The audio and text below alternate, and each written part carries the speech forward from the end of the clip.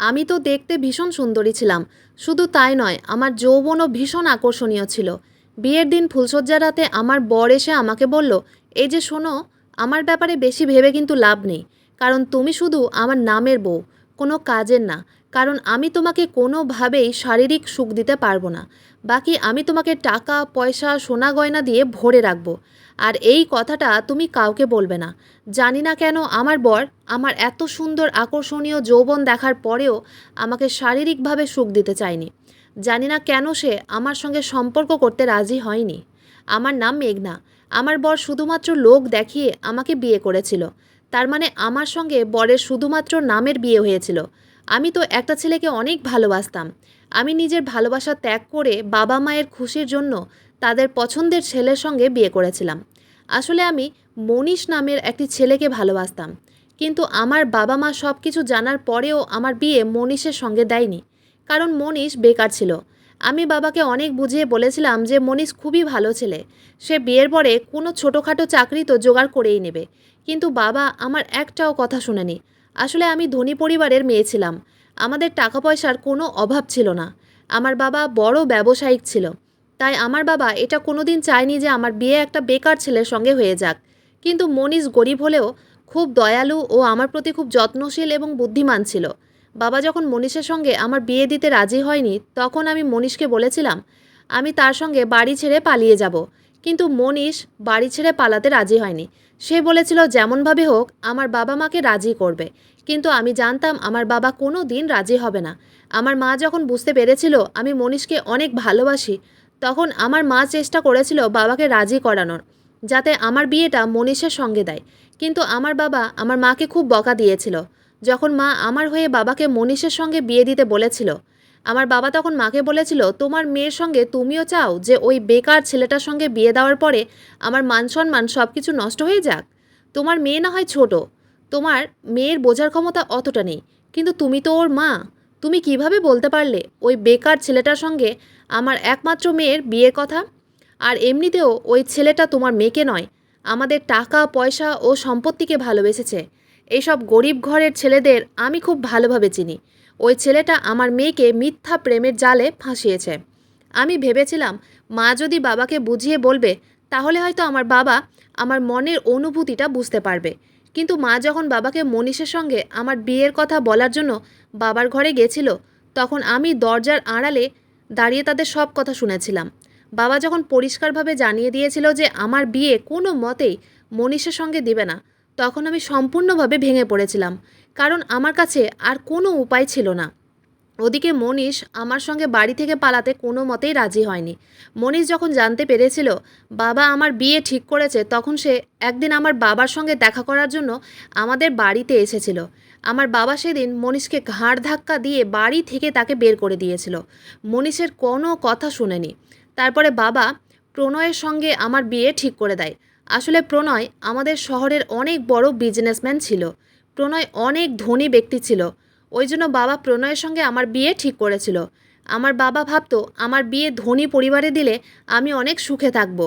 কিন্তু কিছু কিছু মানুষ এটা বোঝে না যে টাকার চাইতেও ভালোবাসার মূল্য অনেক বেশি। টাকা দিয়ে ভালোবাসা কিনে পাওয়া যায় না।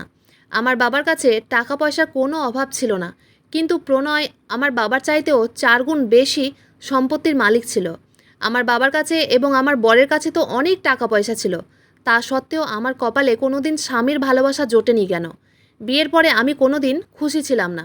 আমার কাছে তো সব কিছু ছিল, কোনো কিছুর অভাব ছিল না। তা সত্ত্বেও জীবনের সবথেকে মূল্যবান জিনিস আমি কখনো পাইনি। সেটা হচ্ছে স্বামীর ভালোবাসা ও সুখ। এই জন্যই বলে টাকা দিয়ে তো গাড়ি বাড়ি সব কিছু কিনে পাওয়া যায়, কিন্তু ভালোবাসা কোনো দিন কিনে পাওয়া যায় না। তারপর বাবা জোর করে আমার বিয়ে প্রণয়ের সঙ্গে দিয়ে দেয়।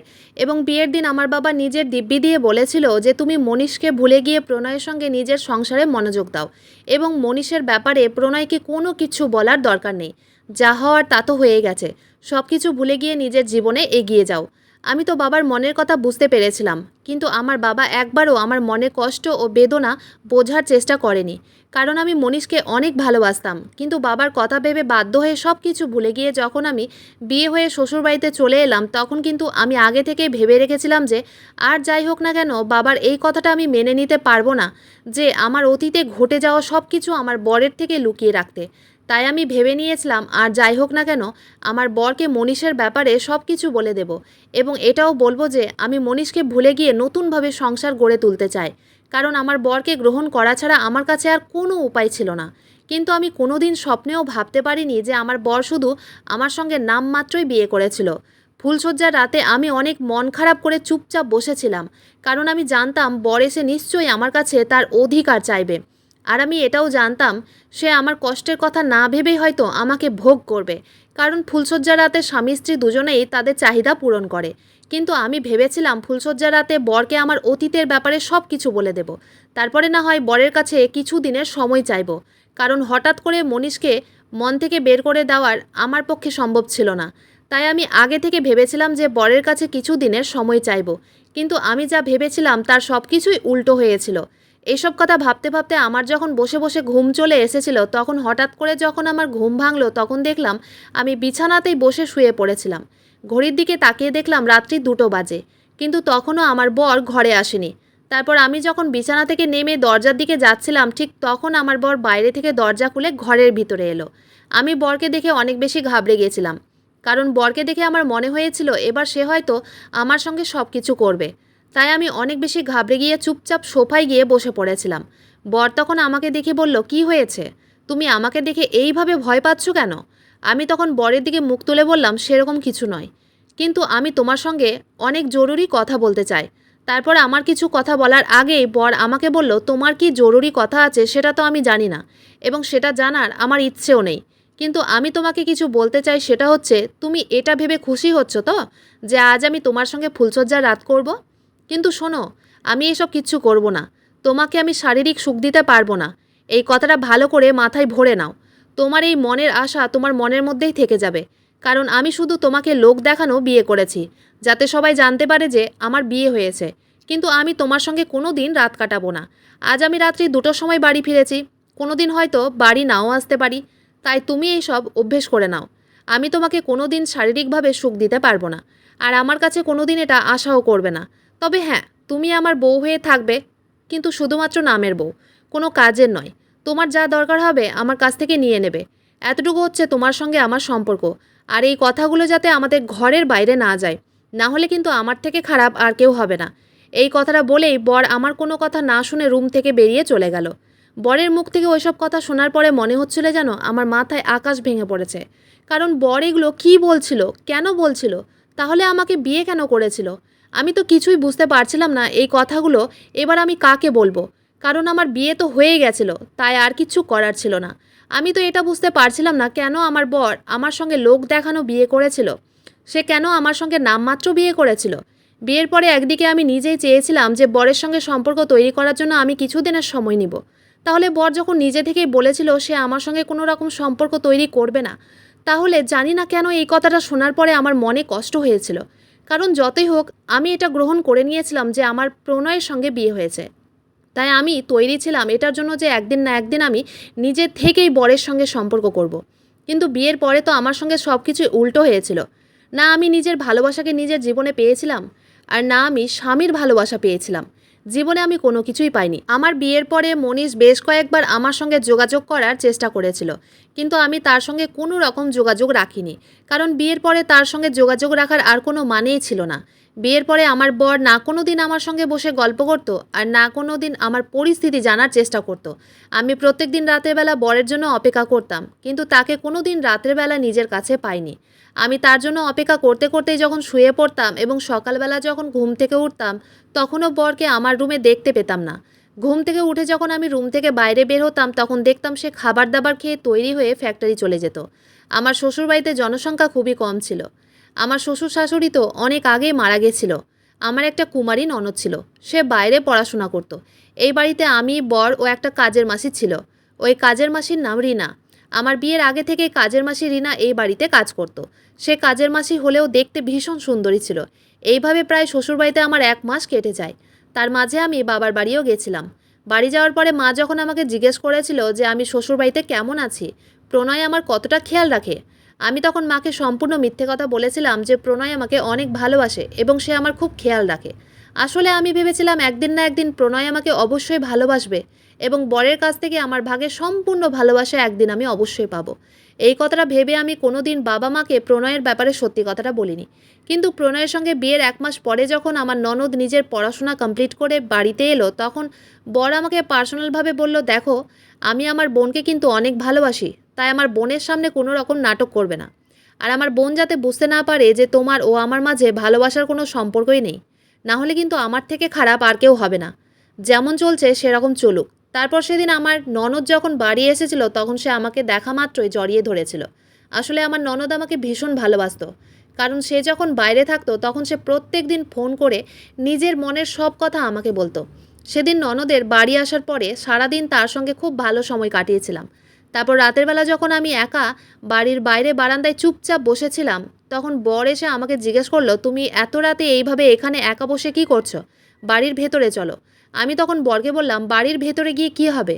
বাড়ির ভেতরেও আমি একা এবং বাড়ির বাইরেও আমি একা। বর তখন রেগে বলল, তোমার প্রবলেমটা কী? আমি তো তোমাকে সব কিছু দিচ্ছি, কোনো জিনিসের অভাব রাখি। সেদিন আমি না পেরে বরকে অনেক রেগে বলেছিলাম, তুমি শুধুমাত্র আমার নামের স্বামী। টাকা পয়সা সোনা গয়না দিলে বিবাহিত জীবনটা সম্পূর্ণ হয় না। আমাদের বিবাহিত জীবনটা অসম্পূর্ণ থেকে গেছে। আমি তোমার কাছ থেকে শারীরিক সুখটা পেতে চাই। তুমি কেন আমার থেকে দূরে থাকো? আজ আমাদের বিয়ে হতে 1.5 মাস হয়ে গেছে, কিন্তু তুমি আমাকে ছুঁয়েও দেখোনি। তুমি কেন আমার সঙ্গে এখনও সম্পর্ক করোনি? তোমার এমন কি বাধ্যতা আছে? আজ আমাকে সব কিছু বলতেই হবে। আমার বর তখন অনেক বেশি রেগে গিয়ে আমার কাছে এসে বলল, এখন বাড়িতে আমার বোন আছে, তাই আস্তে করে কথা বলো। আমার বোন যদি এসব জানতে পারে তাহলে কিন্তু খুবই খারাপ হবে। আমি তখন বরকে বললাম, তুমি সবসময় আমাকে হুমকি দাও কেন? আর এতই যখন ভয় হচ্ছে সবাইকে সত্যি কথা বলতে, তাহলে আমার সঙ্গে এখনও শারীরিক সম্পর্ক করনি কেন? বর তখন বলল, তোমার মাথা কি সবসময় সম্পর্ক করার কথা ঘুরতেই থাকে? তোমার কাছে কি আর কোনো কথা নেই? তোমার খুব শখ হয়েছে না আমার সঙ্গে সম্পর্ক করার? আমি তোমার সঙ্গে কোনোদিন সম্পর্ক করতে পারবো না, কারণ আমি শারীরিক দিক দিয়ে অসুস্থ আছি। এবার তুমি শান্তি পেলে তো? এই কথাটা বলে বর ঘরের ভিতরে রেগে চলে গেল। বরের কথা শুনে আমার মনে একটু সান্ত্বনা হয়েছিল, এটা ভেবে যে বর শারীরিক দিক দিয়ে অসুস্থ আছে, তাহলে সে সুস্থ হওয়ার পরে অবশ্যই আমাকে সুখ দেবে এবং আমাদের দুজনের মাঝে সব দূরত্ব মিটে যাবে। এটা ভেবে আমার মনের দুশ্চিন্তা একটু হলেও কম হয়েছিল। কিন্তু সেদিনের পর থেকে জানি না কেন বরের ব্যবহার আমার প্রতি আরও খারাপ হয়ে যাচ্ছিল। আসলে আমার ননদ যখন থেকে বাড়িতে এসেছিল তারপর থেকে আমার বর ঠিক সময় মতো রাতের বেলা বাড়ি ফিরে আসতো এবং আমার কাছে রাতের বেলা থাকতো। এমনকি সে একই বিছানায় আমার সঙ্গে ঘুমাতো, কিন্তু আমাকে ছুঁয়েও দেখতো না। এবং বর আমাকে নিজে থেকে মুখ ফুটে বলেছিল যে এগুলো সে তার বোনকে দেখানোর জন্য করছে, যাতে তার বোন এটা ভাবে যে আমরা স্বামী স্ত্রী খুব সুখে আছি। কিন্তু সেদিনের পর থেকে বর বাড়িতে থাকলে আমার প্রত্যেকটা জিনিসে বাধা দিত। এমনকি একদিন সকালবেলা উঠে আমি যখন সাজগোজ করছিলাম, তখন আমার বর ঘুম থেকে উঠে বলল, সকালবেলা এত সাজগোজ করার কি আছে? আমি তখন বরকে উত্তর দিলাম, তাহলে তুমি কি চাইছো? স্বামী থাকতেও আমি চিরকাল বিধবার মতো জীবন কাটাবো? তুমি তো আমাকে ছুঁয়েও দেখো না, তাই বলে কি আমি এখন দিনরাত শোক মানাবো? আমি নিজের জন্য সাজগোজ করছি, কাউকে দেখানোর জন্য নয়। বর তখন আমার কথা শুনে অনেক বেশি রেগে বিছানা থেকে উঠে এসে আমার চুলগুলোকে পুরো এলোমেলো করে দিল। তারপর আমার গাল দুটোকে অনেক জোরে চেপে ধরে আমার ঠোঁটের লিপস্টিক মুছে দিল। এমনকি আমার চুলের মুঠি ধরে চোখের কাজলটাকে হাতের আঙুল দিয়ে নষ্ট করে দিল। তারপর বলল, এত সাজগোজ করার তোর কোনোই দরকার নেই। তারপর আমার চুল অনেক জোরে চেপে ধরে বলল, আমার সঙ্গে গাল বাজানোরও কোনো দরকার নেই, যতটুকু বলবো ততটুকুই করবি, বেশি বাড়াবাড়ি করলে এইভাবে শাস্তি পাবে। সেদিন বরের ওই রকম ভয়ঙ্কর রূপ দেখে ভয়ে আমার পায়ের তলা থেকে মাটি সরে যাওয়ার মতো অবস্থা হয়েছিল। ভয়ে আমি ননদকে কোনো কিছু বলতে সাহস পাইনি এবং আমার ননদ কোনো দিন বুঝতেই পারেনি যে তার দাদার সঙ্গে আমার কোনো সম্পর্কই নেই। তারপর সেদিন ভগবানের কৃপায় আমি বরের আসল রূপটা দেখতে পেয়েছিলাম এবং তার আসল রূপটা দেখতে পেয়ে আমার পুরো শরীর কেঁপে উঠেছিল। তখন মনে হচ্ছিল আমার মাথায় যেন আকাশ ভেঙে পড়েছে, কারণ সেদিন আমার ননদ আমাকে শপিং করার জন্য বাইরে নিয়ে যাচ্ছিল, কিন্তু আমি ভুল করে নিজের মোবাইলটা ঘরের মধ্যেই রেখে চলে এসেছিলাম। তাই কিছুটা রাস্তা যাওয়ার পরে আমার ননদ ও আমি যখন গাড়িতেই বসেছিলাম, তখন আমি ননদকে বললাম, আমার মোবাইলটা নিয়ে আসতে ভুলে গেছি, তাই তুমি গাড়িতেই বসো, আমি মোবাইলটা ঘর থেকে নিয়ে আসছি। তারপর ড্রাইভার যখন আবার গাড়িটাকে ব্যাক করে আমাদের বাড়ির সামনে নিয়ে এলো, তখন আমি তাড়াতাড়ি গাড়ি থেকে নেমে বাড়ির ভেতরে প্রবেশ করলাম। তখন আমার ননদ গাড়িতেই বসেছিল। তারপর আমি ঘরের ভিতরে ঢুকলাম। আমার মোবাইলটা আমাদের বেডরুমে রাখা ছিল, তাই ঘরের ভেতরে ঢুকে যখন আমি সিঁড়ি দিয়ে উপরে গেলাম, তখন মনে হলো আমার রুমের ভেতর থেকে দুইজন মানুষের হাসি ঠাট্টার আওয়াজ পাওয়া যাচ্ছে। কিন্তু ওই সময় তো আমাদের বাড়ির কাজের মাসি বাড়িতে একা থাকে, তাহলে আরেকজন ব্যক্তি কে ছিল? তখন আমার কৌতূহল অনেক বেশি বেড়ে গেল এটা জানার জন্য যে আমাদের বেডরুমের দ্বিতীয় ব্যক্তিটা কে ছিল। তারপর আমি যখন আস্তে করে নিজের রুমের দিকে গেলাম ও নিজের রুমের দিকে গিয়ে যখন দরজার আড়ালে দাঁড়িয়ে ঘরের ভেতরের দৃশ্যটা দেখলাম, তখন আমার পায়ের তলা থেকে যেন মাটিটাই সরে গেল। কারণ বর আমাদের বাড়ির কাজের মাসি রিনার শরীর নিয়ে মনের আনন্দে খেলা করছিল এবং আমাদের বাড়ির কাজের মাসি রিনাও মনের আনন্দে সেই সুখটা ভোগ করছিল। রিনাকে দেখে কোনো দিক থেকে মনে হয়নি যে আমার বর তার সঙ্গে জোর জবরদস্তি করছে। ভেবেছিলাম হয়তো আমার বর আমাদের বাড়ির কাজের মাসি রিনার সঙ্গে জোর জবরদস্তি সম্পর্ক করছে, কিন্তু ওই সময় রিনাকে দেখে মনে হয়েছিল যে সে নিজের ইচ্ছায় তার শরীর আমার বরকে ভোগ করার জন্য দিয়েছে। কিন্তু আমার বর তো বলেছিল সে শারীরিক দিক দিয়ে অসুস্থ আছে, তাই আমার সঙ্গে এখন পর্যন্ত সম্পর্ক তৈরি করেনি। তাহলে রিনার সঙ্গে কি করে অবৈধ সম্পর্ক করতে পেরেছিল? তার মানে আমার বর আমাকে প্রথম থেকে এখন পর্যন্ত ঠকিয়েছে? সে আমাকে সবসময় মিথ্যে কথা বলেছে? কেন আমার বর আমার সঙ্গে এরকম করেছিল? আমি তো সব কিছু ভুলে গিয়ে তাকে নিজের স্বামীরূপে গ্রহণ করেছিলাম, তাহলে সে কেন আমাকে ঠকিয়েছিল? তারপর তাদের দুইজনকে ওই রকম নোংরা অবস্থায় দেখে আমার পুরো শরীর থরথর করে কাঁপছিল, আমার চোখ দিয়ে জল ঝরে যাচ্ছিল। ওই সময় আমি নিজের মুখটাকে চেপে ধরে চুপচাপ সিঁড়ি দিয়ে নিচে এসে বাড়ির পেছন দিকে রাস্তা দিয়ে নিজের বাবার বাড়ির দিকে রওনা দিয়েছিলাম। ওই সময় আমার মাথা কাজ করছিল না, আমি নিজেই বুঝতে পারছিলাম না এবার আমি কি করব। ওদিকে আমার ননদ গাড়িতেই বসে আমার জন্য অপেক্ষা করছিল, কিন্তু আমি ননদকেও কিচ্ছু বলিনি। আমি চুপচাপ ওই অবস্থায় যখন বাবার বাড়ি গেলাম, তখন আমার বাবা বাড়িতে ছিল না। আমার মা তখন আমাকে ওই অবস্থায় দেখে অনেক বেশি ঘাবড়ে গিয়ে আমাকে জড়িয়ে ধরে বলল, তোর কি হয়েছে? তুই এইভাবে কাঁদছিস কেন? মাকে দেখে আমি আর নিজের মনের কষ্ট চেপে ধরে রাখতে পারিনি। আমি তখন মাকে আমার ও বরের ব্যাপারে প্রথম থেকে যা কিছু হয়েছিল সব সত্যি কথা বলে দিয়েছিলাম। ওই ঘটনাটা হওয়ার 2 দিন পরে যখন আমার ননদ আমার বাবার বাড়ি এসেছিল আমার সঙ্গে দেখা করতে, তখন আমি তাকে সব কিছু সত্যি কথা বলে দিয়েছিলাম। সে তো বিশ্বাস করতে পারছিল না যে তার দাদা এত জঘন্যতম নোংরা কাজ করতে পারে। সেদিন আমি ননদকে বলেছিলাম যে আমি আর তার দাদার সঙ্গে সংসার করতে পারবো না, কারণ সে যখন আমাকে ভালোই বাসে না, তাহলে আমি কি নিয়ে ওই বাড়িতে থাকবো? সেদিন ননদ আমার হাত ধরে কথা দিয়েছিল এবং সে বলেছিল, বৌদি, আগামী 2 মাসের মধ্যে সব কিছু ঠিক হয়ে যাবে এবং আমার দাদা নিজে থেকে এসে তোমাকে এখান থেকে নিয়ে যাবে এবং নিজের ভুল স্বীকার করবে। তারপর আমার ননদ যা বলেছিল সেটা শুনে তো আমার মাথা পুরো ঘুরে উঠেছিল।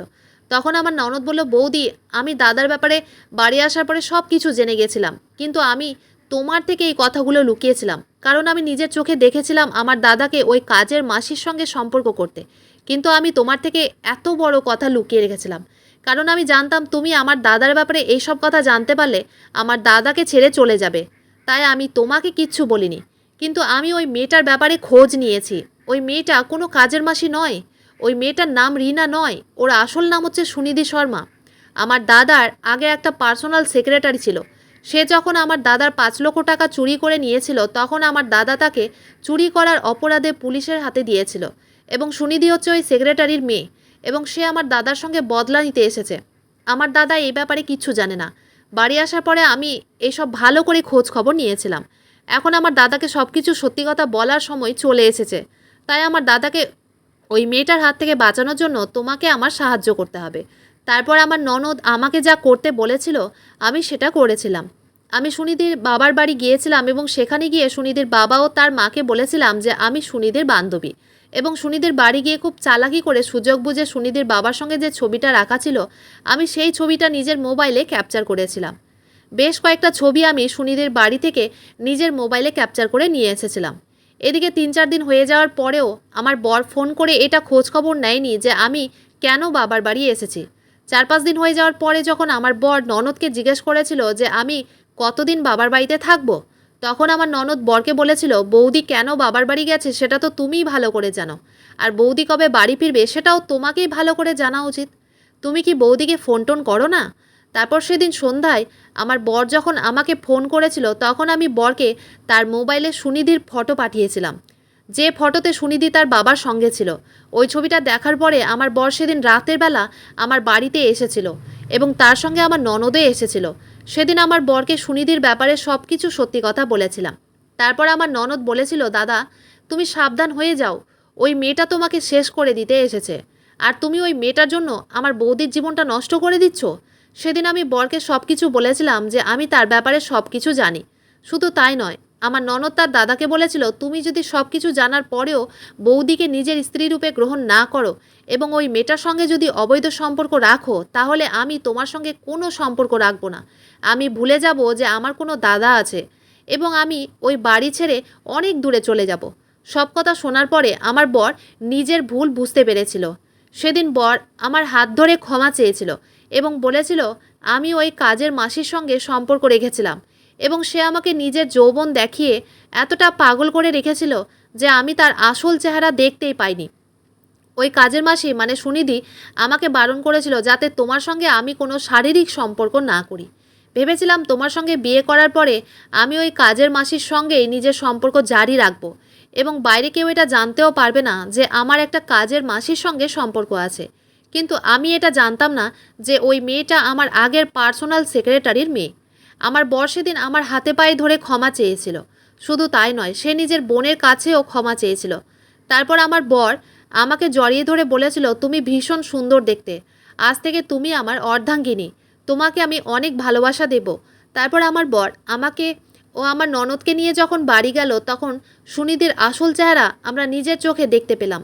আমার বর তখন অনেক বেশি রেগে গেছিল, কারণ সুনিধি আমার বরের লকার খুলে জানি না সেখান থেকেই সম্পত্তির কাগজগুলো বের করে না জানি কী করছিল। তারপর আমার বর সুনিধির দিকে এগিয়ে গেল এবং তাকে বলল তোমার সাহস কি করে হলো আমার লকারে হাত দেওয়ার? আর আমি জেনে গেছি তোমার নাম রিনা নয়, তোমার নাম সুনিধি। তুমি আমার আগের সেক্রেটারির মেয়ে, আর তুমি এখানে আমার সঙ্গে বদলা নিতে এসেছো। তুমি এতদিন ধরে আমার সঙ্গে ভালোবাসার নাটক করেছিলে, আর তোমার কথা শুনে আমি আমার বউয়ের সঙ্গে অনেক খারাপ ব্যবহার করেছি। মেয়েটা তখন অনেক রেগে গিয়ে আমার বরের কলার ধরে বলল হ্যাঁ, আমি তোকে শেষ করে দিতে এসেছি। তোর জন্য আমার বাবাকে অনেক অপমান সহ্য করতে হয়েছে, আমি তোকে শেষ করে দিব। এই বলে মেয়েটা যখন তার হাতের কাছ থেকে ফুলদানি উঠিয়ে আমার বরকে মারতেই যাচ্ছিল, তখন আমি সুনিধির হাত ধরে বললাম মাথা ঠান্ডা করো, বদলা নেওয়ার চক্করে নিজের জীবনটা শেষ করে দিও না। এখন তোমাকে তোমার বাবা মায়ের পাশে থাকা উচিত, নাকি তোমাকে অন্য কারো জীবন নষ্ট করা উচিত? অন্যের জীবন নষ্ট করার থেকে নিজের জীবনে উন্নতি করার চেষ্টা করো। তোমার বাবার যা মান সম্মান নষ্ট হয়েছে সেগুলো তুমিই পারবে ফিরিয়ে দিতে, তবে কারো সঙ্গে বদলা নিয়ে নয়। তুমি জীবনে ভালো কাজ করো, তবেই দেখবে তোমার বাবার মাথা উঁচু হবে। তুমি একটা শিক্ষিত মেয়ে, তুমি ভালো জায়গায় কাজ করে নিজের বাবা মায়ের মাথা উঁচু করো। আমি সেদিন সুনিধিকে অনেক বুঝিয়েছিলাম এবং সে আমার কথা বুঝেছিল। তাকে আমি এটাও বলেছিলাম তুমি আমাদের সঙ্গে যা অপরাধ করেছো, আমরা চাইলে কিন্তু তোমাকে পুলিশের হাতে দিয়ে দিতে পারি। কিন্তু ভেবে দেখেছো, এই বদলা নেওয়ার চক্করে আমরা যদি তোমাকে পুলিশের হাতে দিয়ে দিই, তাহলে তোমার জন্য তোমার বাবার আবার মান সম্মান নষ্ট হয়ে যাবে। তাই খারাপ কাজ করে কখনো মান সম্মান ফিরে পাওয়া যায় না, সবসময় ভালো কাজ করেই মান সম্মান পাওয়া যায়। সুনিধি আমার কথা বুঝতে পেরে আমাকে জড়িয়ে ধরে অনেক কেঁদেছিল এবং সে আমার কাছে ক্ষমাও চেয়েছিল। সেদিন আমি বরকে বলেছিলাম সে যাতে তার ফ্যাক্টরিতে অ্যাকাউন্টসের কাজে সুনিধিকে নিয়োগ করে। আমার কথা শুনে বর সুনিধিকে নিজের ফ্যাক্টরিতে অ্যাকাউন্টের কাজে নিয়োগ করেছিল। আজ সুনিধি ভালো টাকা ইনকাম করে এবং সুনিধি নিজের বাবা ও মাকে নিয়ে অনেক ভালো আছে। আর আমি আমার বরকে ফিরে পেয়েছি শুধুমাত্র আমার ননদের জন্য। এরকম ননদ পেয়ে আমি জীবনে অনেক ধন্য। আমাদের বাড়িতে আর কোনো কাজের মাসি রাখিনি, আমি নিজে বাড়ির সমস্ত কাজকর্ম করি এবং আমার বর আমাকে অনেক ভালোবাসে। ওই ঘটনাটা হতে আজ 2 বছর হয়ে গেছে। আজ আমার একটা পুত্র সন্তানও আছে। আমার ননদ আর বাইরে পড়াশোনা করতে যায়নি, সে এখন বাড়ি থেকে একটা কোর্স নিয়ে পড়াশোনা করছে। আমি আমার সংসারে অনেক সুখে আছি। বন্ধুরা, বদলা নেওয়ার চক্করে অনেকে নিজের জীবন নষ্ট করে ফেলে, তাই খারাপ কাজের কথা না ভেবে সবসময় ভালো কাজটার দিকে মনোযোগ দেওয়া উচিত। বন্ধুরা, আজকের গল্পটি এখানেই শেষ করছি। গল্পতে কোনো ভুল ত্রুটি থাকলে ক্ষমা করে দিবেন। গল্পটি ভালো লাগলে অবশ্যই লাইক, শেয়ার, সাবস্ক্রাইব করতে ভুলবেন না। ধন্যবাদ।